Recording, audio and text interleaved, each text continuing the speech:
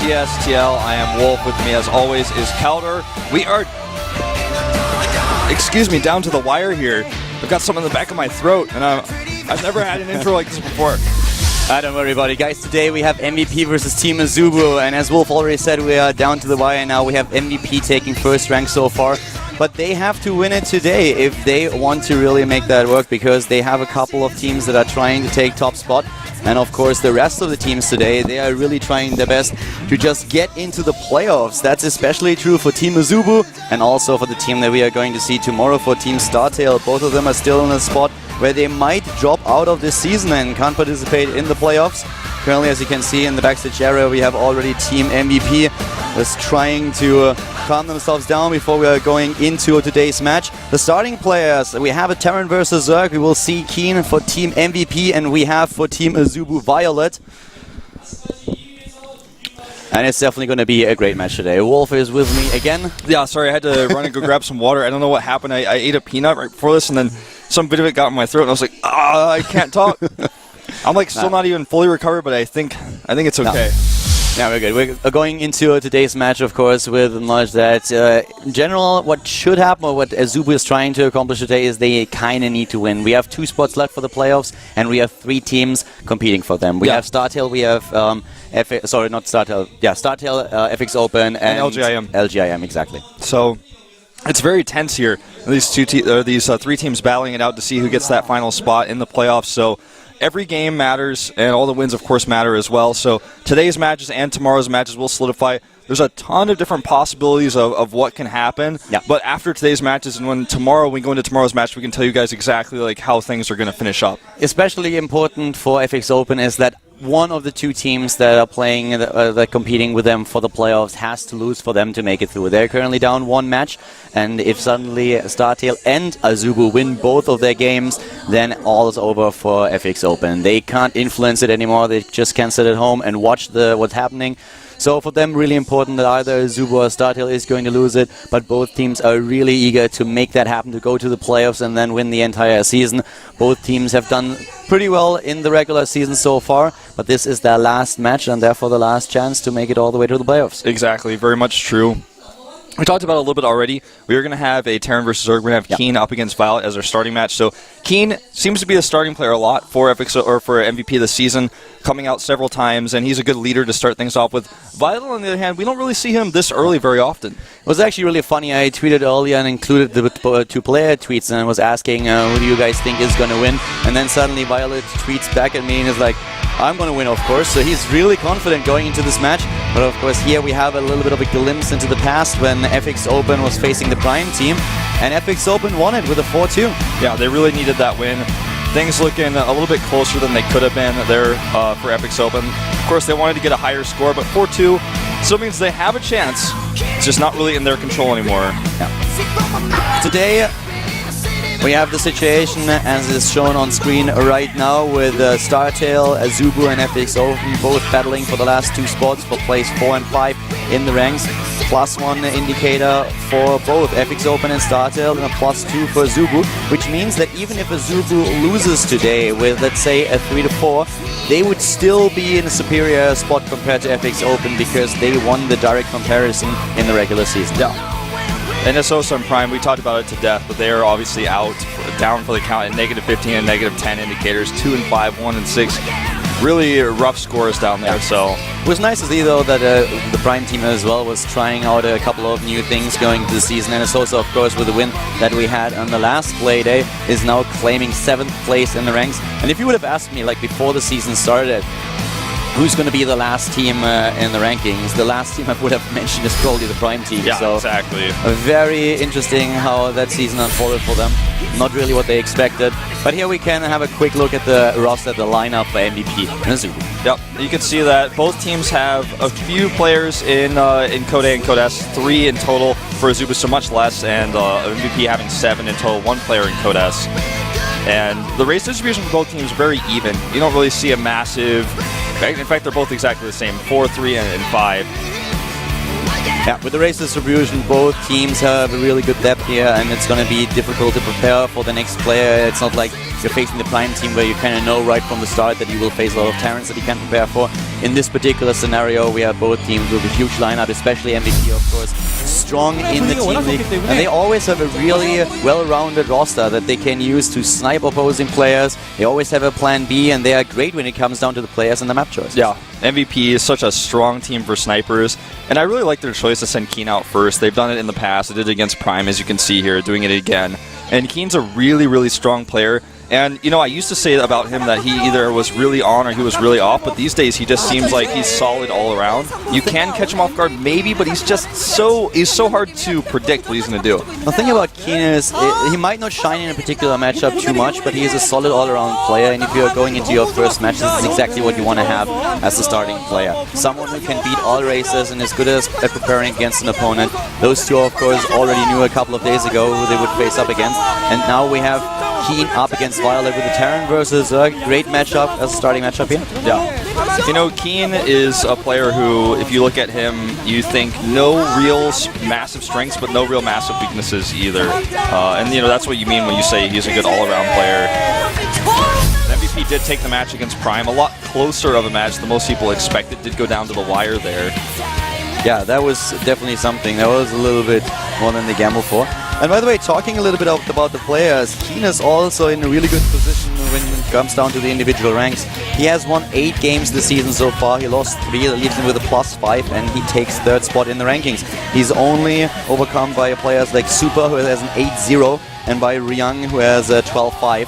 So really strong players at the top 3, and Keen is being one of them. So that already... that gives a little bit of a hint what we're going to see today. Yeah, if he gets an all-kill, then he will pass only Super. He won't get first place, but still can pass his teammate and get the 2nd place spot. Actually, if he gets an all-kill, he passes. Yeah, he gets first spot. Oh, that's right, yeah. He has 12-3 against 12-5, so... 12? Yeah, okay. No, but I don't think that's going to happen. Yeah, well, it's very unlikely. AZUBU is a very strong team, as you can see here on their performance against FX Open. And that is a really important match that they won against FX Open. This means that even if they if they lose today with a 3-4, they will still be in a better spot than FX Open because they have the same indicator, and because of the direct comparison, they are ahead. Yeah. And, you know, it came down to the wire here, and AZUBU was behind. They had Symbol versus SC to close things off. Symbol wins the match on Icarus, and that's that win you're talking about. Symbol coming through for the team as their ace player. He's done this time and time again, even though he's in usually those Premier Leagues and he doesn't want to show too many strategies. He will come out if they need him. Well, guys, we are going into the first match very soon here. Terran versus Zerg. Here's the MVP lineup. So many players on their lineup. Such big lineup for them. I mean, look at how many players they have to choose from. We have Super in there, Billowheel, of course, Swagger, who's always good for a snipe. Then you have players like Nuxo, very strong Zerg players, of course, Shine and Sniper, also 2 players that stand out here. And with the Terran lineup, having Dream, who just advanced to the Challenger League, he won his qualifier bracket in the finals, actually, against Mad Bull from Minnesota. Also a very strong player. We still have the Tomato Protoss there. Yep, DRG, somebody I do not expect to see at all today, although he did come out last time against Prime. It was a scary moment for him, actually. He disappointed a little bit in the GSTL so far. And we have Team AZUBU on the other hand, also with very strong players on the bench. The starting player today is going to be Violet, but they have another Protoss they can rely on. Actually, they have another 3. Boong Boong, Symbol, and Sleep. We've seen all 3 of them during this season. Yeah, there's really strong Zergs on this lineup they can definitely rely on. Terran players are no slubs either. They've got Ganji they can call out, and Supernova, of course. So, you know, there are players I don't expect that we see, like Inca and San, unless they have a really specific sniping build. I don't even think we'll see Genius necessarily. I think actually someone gave Sleep a coffee or 2. He doesn't look sleepy at all today. He was bouncing in his chair. What happened to him? That has definitely, that has to be caffeine. Yeah, it must be a caffeine or something. He's definitely got the energy today. Well, the first map is Belcher Vestige for our Terran versus Zerg. And it's going to be a good map for just a starting game. Got some foreign fans here in the studio. Only one of them aware they were on camera. Yep. Darling, on camera. What? Well, We're going to do our little walk-in here, as you can look at both teams. I mean, we've described these teams all season. It all comes down to this, and every single face, you look at them, you recognize these players. The MVP team looks like an unstoppable army because they have so many different players to pick up, so many snipers. With AZUBU, all-around top-tier players like Symbol in there, ready to knock you out. Even if you goes to the ace match, you can always rely on players like Symbol. Yeah. Definitely true. And for MVP, actually, if you look at their lineup, even if they lose today, it wouldn't be the end of the world for them. They will be on top rank no matter what happens, even if they get all killed, which is quite incredible, since Axiom, Acer, all they are on a 5-2 and a +5 indicator, so even with the -4 indicator, we'd still be at +7 for Team MVP, and they would be on 5-2 as well. Then Incredible Miracle could maybe take the first spot if they are able to take an all kill tomorrow, but that's the only risk that MVP runs here. So even if they get all killed, which is very unlikely to happen, they would have a very good chance that they would still be at the top rank at the end of the season. Exactly. So for them, this match is just more so about pride and showing some good games for the fans. Yeah. Also just, of course, making sure that it's in their hand to take the top spot. And that's very important heading into the playoffs, since every rank that you climb basically means one match less to play. Yeah. So definitely important for them. And the MVP team is a team that never messes around. You never really see them try to do a goofy strat or pull out a player that doesn't make sense. Every now and then, like DRG, the pick against Prime for DRG was a little bit weird, but they must have had some idea of what they were going to do. It just didn't come to fruition. The one player that always comes through for AZUBU seems to be Symbol. At the end of the day, he's the one who steps into the booth and tries to save it for the team if things are in dire straits. We might see him today as well, depending on how the match goes. For Team MVP, on the other hand, we would expect to have a stronger player set up as the key player in case their first player is going to lose. Tails, of course, always one of those pro gamers, one of those protos that you have that prepares great builds against opponents. We could see a lot today. Yeah, definitely so. I expect that we will see Super, and that we will see, I'm trying to remember monsters, Naxa. And these two players, definitely ones I expect to see if Keen falls. The biggest question for me for MVP is who they use as their ace if it comes to that. That's the one unknown for me. I'm not 100% sure who they would rely on there. Yeah, I don't think that we are going to see DRG for the reasons mentioned. He just was not in the best shape so far in the GSTL, so it would be a little bit of a risk to send him out as the last and the most important player. We have so many players on that lineup, and it all comes down, I feel, to the team practice. What happens in the team house these days? Who's really in tip-top shape and can take that, who has the confidence to step into the booth and deal with that added pressure if it comes to the worst case. But now we have the starting player on screen. This is, of course, Keen, very young Terran player, 18 years young. Yeah, very young. He looks a lot more mature than his age actually shows. He's very, very top-tier player. He's been around with the best of them since the beginning of the GSL, and I mean, he's currently ranked 19th in overall or WCS Korea points, I should say. And this guy is solid. He sometimes has an off game, but recently, especially in the past few weeks, he doesn't look very weak at all. He doesn't seem to have any off days. In the past, we've seen sometimes a Keen day where he runs his Hellions into Spineclaw or something, they all die, and he loses the game, but you just don't see that anymore.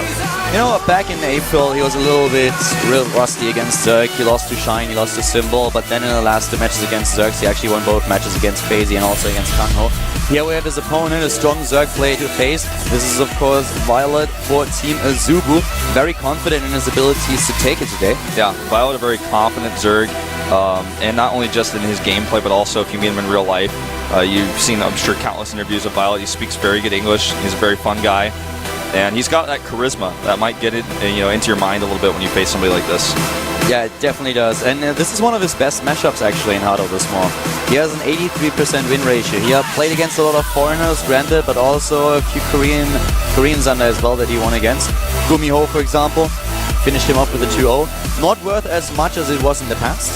Not quite sure what's going on with Killer here. Seems like he's feeling a little bit under the weather. Yeah, he seems a little bit tired at the very least. Maybe got a headache or something. I wonder if we will see Killer come out today. He doesn't always, but when he does come out, he shows good games, especially his games against Leanox that we saw in Code A last season. Yeah. Those are definitely a few games to remember. Heading now into game number 1, as mentioned before, Belcher Vestige is going to be our map. Yeah, Belcher Vestige, very balanced map, 2-player map. In this matchup especially, I like it. This map has definitely gotten some history. Yeah, especially in Wings of Liberty, we had like Proto struggling for a long time, and it was unheard of taking a third base for an eternity. And then suddenly players like Parting were like, you know what, I'm actually going to take the third base and I'm going to defend it even though it's far away from my natural. And we have seen so many meta changes on this particular map, but now we're heading into match in Heart of the Swarm, of course, our starting match of the day. MVP is facing off against AZUBU, and that is... Here I come. Who is that? I don't know. Whatever it was. Okay. We had an insta-pause in-game before either player could produce their first worker, and as the case is, I think we will probably have a regame, but I'm not sure. Yeah, not quite sure what exactly happened there, but you could see one of the producer girls run into the booth, and apparently what happened is that Keen's monitor got turned off, so maybe one of the cables is loose and he hit it with his foot. I don't exactly know, but should be an easy fix. Yeah.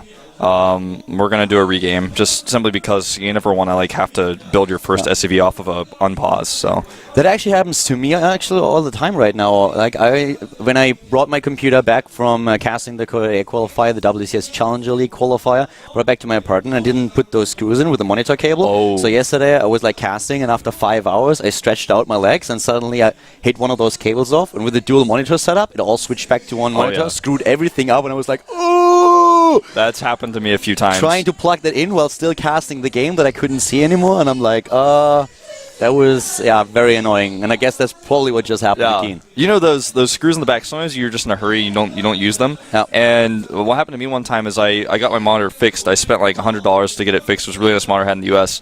And then like I went to plug it in. And I was playing, and suddenly the whole screen just went green. And I was like, I just got this fixed. Oh, I got so angry. I'm like calling the people. And they're like, are you sure the cable's on the way? I go to the back and like push in it. Everything goes back to normal. And I'm like, oh. And you're like, of course I'm sure that the cable is okay. I'm not stupid. But then I just hang up the phone, and they call me back. And I just like, turn it off. Like I just keep ignoring them. I'm like, they'll never know the truth. The most annoying thing that ever happened. Well, we're gonna jump on that in just a second because the game has now been started. So we're going into the game first. We have the match live now, AZUBU vs MVP, the starting match of the day. And starting to the bottom right in blue, we have the Terran player for Team MVP. It is, of course, MVP Keen. Has a 50% win ratio in best of threes against Zerg in Heart of the Swarm. Played only 4 so far, though. Starting to the top left on Belcher Vestige, we have his opponent. This is the Zerg player for Team AZUBU. It is AZUBU Violet. Yeah, the most annoying thing that actually ever happened to me in such a situation is, you know how you have those power cable splitters there where you have then 3 plugs, and some of them have this this on and off thingy? Yeah, I know exactly what you're talking about, those little red switches. And then back in Warcraft, like, I played a couple of matches on ladder, and I had this sick game, and it was insane. Like, I played Undead back then, and I played against an Orc player, and at the beginning he pressured me so much, but I turned the game around, and it was one of the sickest comebacks that I ever had. And like, I have him dead, okay? Dead in the waters. I'm just cleaning the map. I'm hunting his buildings down and everything. And because I relax, you know, I stretch out my legs and I lean back, and suddenly my entire PC just goes dark. And I'm like, oh my god. I actually hit that one power switch and turned my computer off.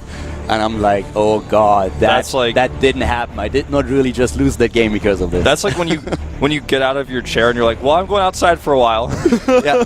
You're like, I gotta get away from this computer for a little bit. That's the moment where you say, okay, I have to stand up and go somewhere else, or I'm gonna pull a QXC and I'm gonna just trash my keyboard. Yeah, exactly. You just gotta walk away.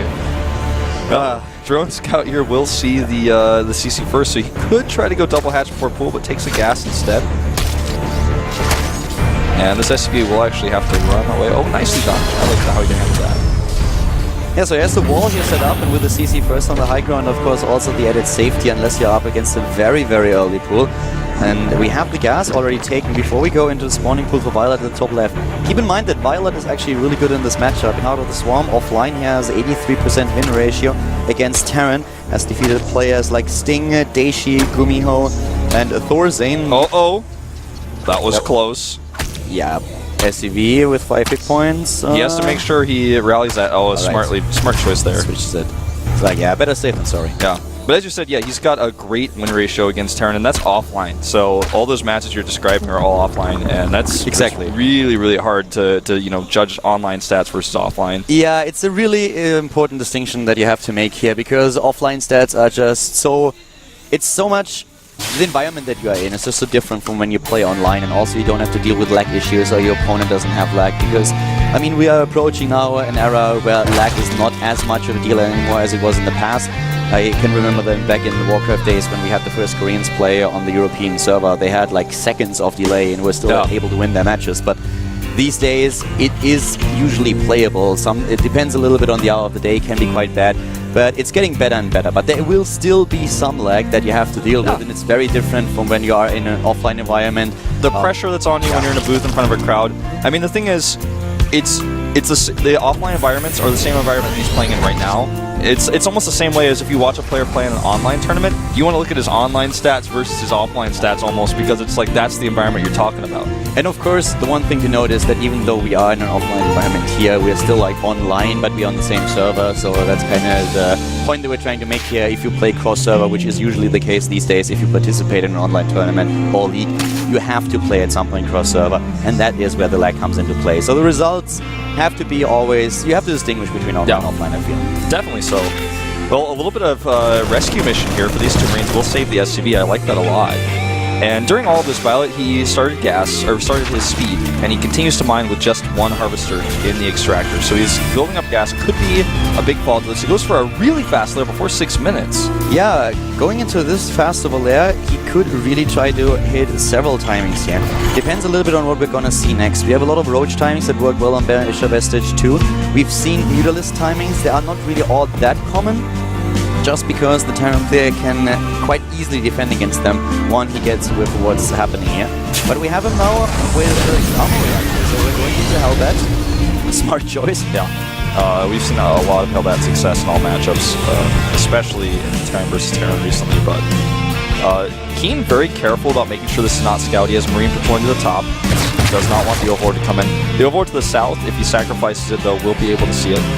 No, back in Warcraft 3 we had a gentleman's agreement between players. Every time you would find a Tomb of Experience, you would actually not take it but destroy it. So we could have the same in StarCraft. The Terran player suddenly agreed to not use Hellbats anymore. Don't think it will ever happen, but good old times, like we've had some funny things in certain balance times in StarCraft, like people doing rock paper scissors from PvP and things like that. Well, we have the Spire tech, so he's really going for it. He's trying to hide it with a creep spread by the Overlord, so the scan will most likely not detect the Spire. Let's see how that works out for him. Yeah, he didn't see the Hellbats, but he's preparing just in case. He has a bunch of spine crawlers on. There's a fair chance that the Terran player is going to use Hellbats against you. And ooh, did he see the Spire? I don't think he was on the ramp. Oh, he did see. Okay. Did he click on it? I mean, the Spire is pretty distinct. Exactly. Why would you build, let's say, for example, a spine crawler over there? Yeah. That doesn't make any sense at all. So the Spire has kind of been scouted by now, and that's, of course, really unfortunate. He put it in a spot where the Hellions could just see it going up the ramp. And here comes already, of course, the engineering base. So as soon as this is done, we should see the first missile turrets in the main base. And that's always a bit of a problem that you have when you're going into Mutalisk against a Terran player. You can shut down the drop play. And this is, of course, not simple Ling Muta Baneling. This is him trying to hit a little bit of a timing with the Mutalisk because of this fast attack. Yeah. But once that's spotted, it's easy to defend against it with Widow Mines, with missile turrets, and at least he should be able to shut down the drop play here, and that gives him safety. Exactly. And I don't think the drops, however, of Keen are going to do all too much damage, because the pull here is really good. He's got such a good static defense up. He doesn't even kill very many Lings. The second drop is on the way, but it's going to take so long to get there. And the Mutas will actually probably intercept it and kill it, because he has Overlords to spot too on the left side. Yep, that was well done. I mean, that was really a good move that he made there. And now with the Mutalisk then on the map, he also has the safety to take this third base or to secure it. He's currently already building it, but you can really see that he sacrificed a little bit of economy to go into the Mutalisk this fast. We have him below in the Harvest account, or behind, and he needs to try to take that drop out. He didn't see the medevac just yet. The Overlord revealed it, but he doesn't react.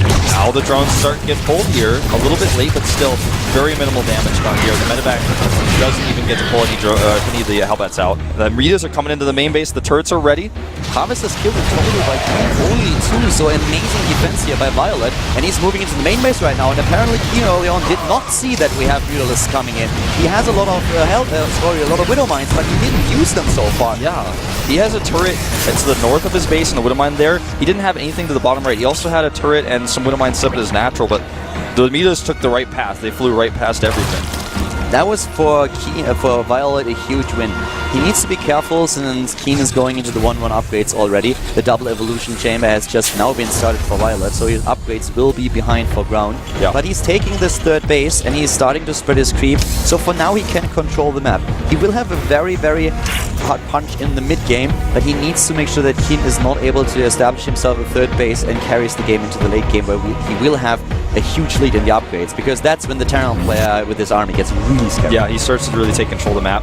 He brings the Overseer here, but he doesn't have Overseer speed. It's almost just over halfway done, but without it, it's really hard to actually engage Widow Mines like that. Yeah, it's the problem also, here comes the Overlord speed now, but the problem also being that he just doesn't have the DPS with the Mutalisk just yet one-shot a Widow Mine, so that was a big problem for him here.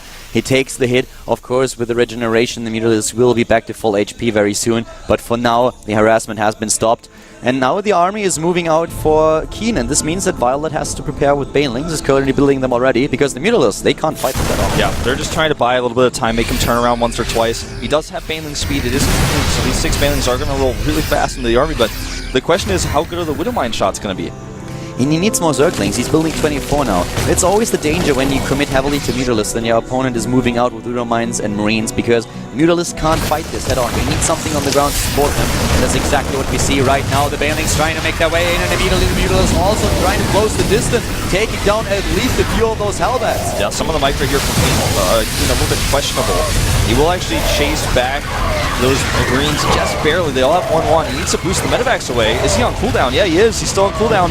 Now it's ready, but he doesn't even use it. Loses everything. That was a great win there for Violet. Yeah, he would have lost that one either way. The Mutalisks would have chased, but now we have a drop to the left side, and that has to be the saving grace here for Keen, because if he doesn't do damage with this, he will fall farther and farther behind in this game.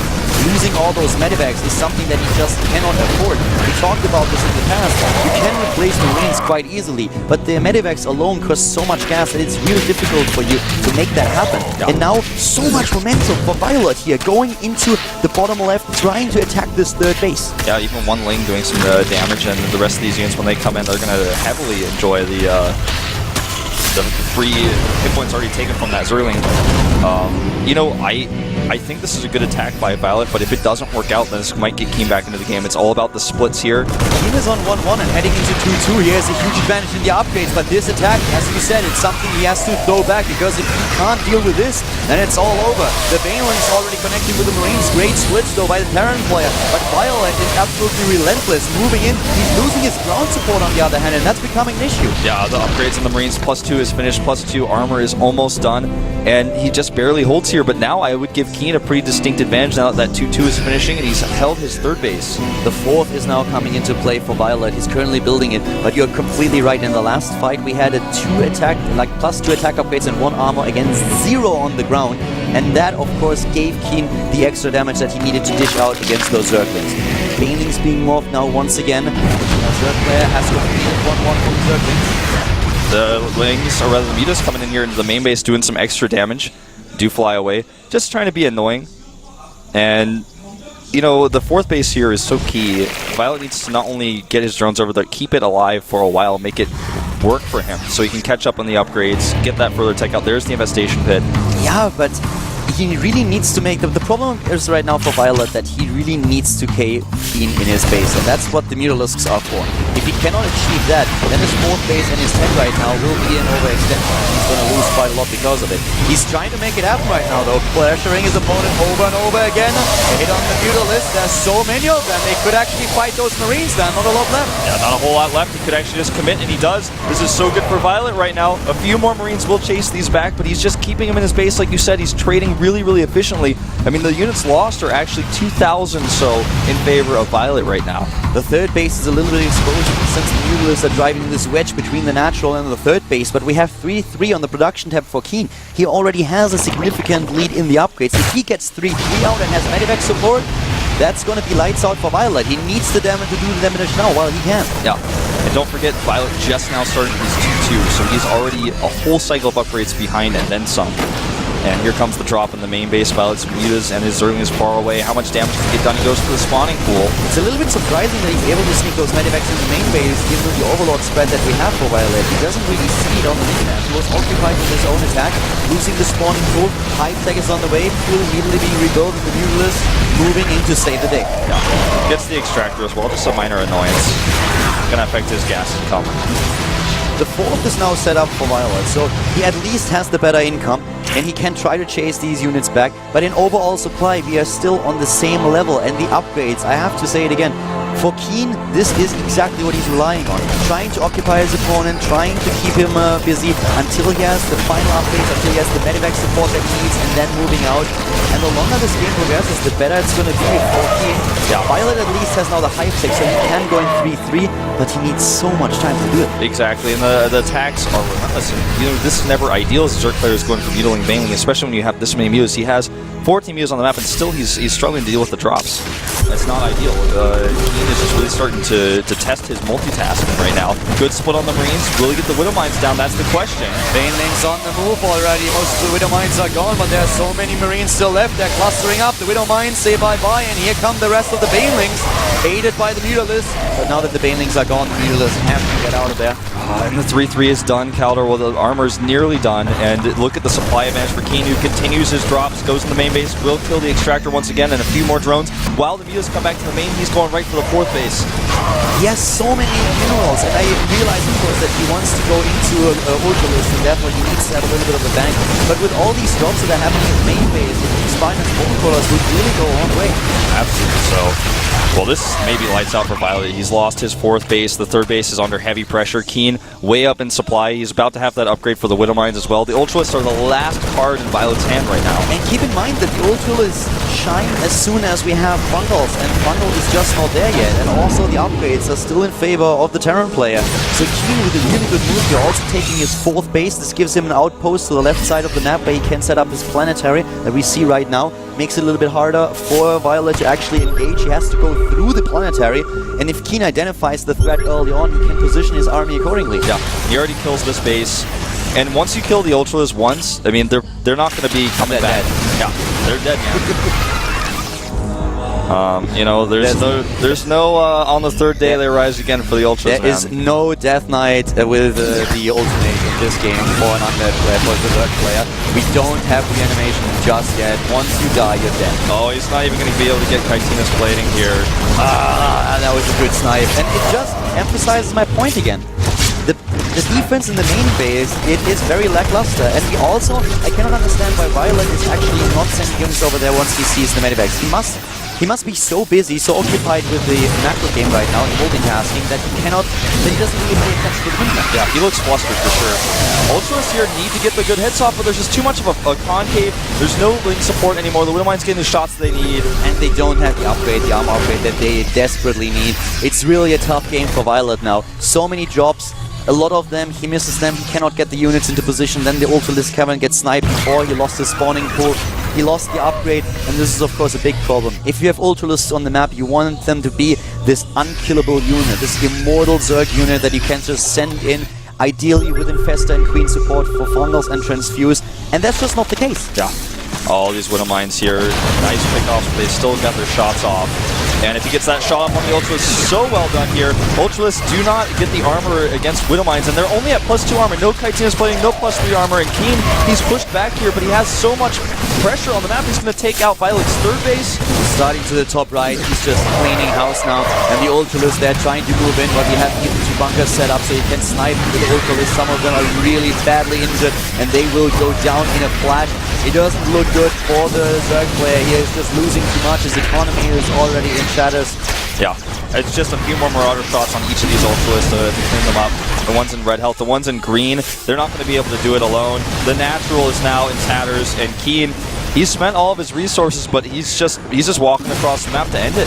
Yeah, Keen is doing a great job, and it's just what we talked about earlier. If you crush that Terran player, but you can't do enough damage, then at some point it's gonna get back at you. The upgrade lead was just too big, and once the PNP was there, he did a great job moving in and taking. They're just running with his advantage and taking down base after base, and he did that very well. So right now we have 5 bases for Keen, we have only 2 bases left for Violet. things are not looking good for the AZUBU starting player. Yeah, definitely not. At this point, he's desperately got one army that is strong, but it's not strong enough to turn the tide of this game. He's going to clean up part of this army, but once King gets the rest of his reinforcements all together, as he does now, he should be able to pick off the Ultras one by one. And even if this army dies, Violet has a long way to go to rebuild his economy. He's on one base right now. Yeah, basically, yeah, exactly. He's on one mining base. He's losing everything, down to 70 supply against 140. This is game. The last few Ultralists, they die, and GG. Great game by Keen. Violet, you know, it wasn't even the problem with the Mutalisk that he went with earlier on that they didn't do damage. It was the problem with his upgrades that really gave Keen the advantage. And also, not dealing with those drops in the main base. Yeah, he sacrificed in the early game. Violet made the decision to not invest gas into upgrades, but to head into the fast attack and get the Mutalisk out right away. And you want to do this because you try to hit a timing and you try to overwhelm your opponent, you surprise him, and you do damage to the economy. He couldn't really do this, and therefore he paid the price later on because he delayed the upgrades, and he never really slacked off with his. Yeah. Really, really good play. Solid play by both players, but Keen the better player of the day. And now I wonder who AZUBU will send out against the Terran. I could see them send out Supernova or Ganji for the TVT. For them, it's definitely a situation where they have to worry, because we talked about the problem with the FX Open. If they lose today, then they will be behind FX Open. Now, of course, it's also a question how will StarTale play tomorrow and a few other things. But for them, a lot is on the line here, so they have to worry and they need points. They can lose this team match, they can lose it, but they need a couple of points. They need 3 wins to be on safe side. They don't want Keen to pull another all kill. They don't want him to have one of those unstoppable days where he's putting the sunglasses on, telling them to deal with it, because that's their chance here. And I'm expecting to see a Terran for TVT. I don't think they're going to send out a Protoss right now, and I don't see them sending out Sleep. Sleep seems to come out for ZVZ a lot of the time, or maybe against a Protoss, but not against a Terran. I don't see that happening. Yeah, I'm wondering a little bit myself who they could send out now. I think they will actually try to avoid the mirror match for the second game, and maybe, if need be, in the third game. But usually, from what they've done in the past, I would actually think that they are trying to send out either another Zerg player, or they say, okay, we're running with a Protoss right now. Could be a Terran as well, but I feel that the mirror match is always something that you try to dodge a little bit. Yeah, I understand what you're saying. Especially because Terran versus Terran is kind of crazy right now. You know, it's definitely a matchup where skill is definitely the better day, the winner of the day. Whirlwind being the map makes it feel like it's probably going to be a Zerg, but still, it could be anything possible. I was thinking maybe they're going to send Ganji out here, but now that I see Whirlwind, feels less and less likely. You know, do you really want to play a TVT on Whirlwind? Is that your map pick for a TVT? Could be if you think you're really good at late game and you want to play like a late game style TVT, but most people I wouldn't say would do that. Yeah, it's usually going to be a Zerg player, because that's the map that you want to play with the Zerg, and yeah. Well, they're going to send out Symbol so early here. Wow. I was actually thinking about it, that it would be a good idea to send Symbol out like really early and try to get him a few wins. So this is actually, I like that a lot. I thought then, no, they're not going to do it, but I like this decision. It's a really good one in my opinion. Did you see that shocked expression on the empty chair's face when we saw that camera shot? Yeah, empty chair was completely like, oh my god. He was like, I can't believe it, Symbol. He's about to sit on me. Well, Symbol definitely the best player AZUBU has as far as individual league results go. So to send him out here is a little bit surprising, but he'll definitely give Keen a big showing. And we're heading into a 10-minute break. As soon as we are back, guys, we're going to game number 2 between AZUBU and Team MVP. We have Symbol up against Keen. Stay tuned, and we'll be back in 10.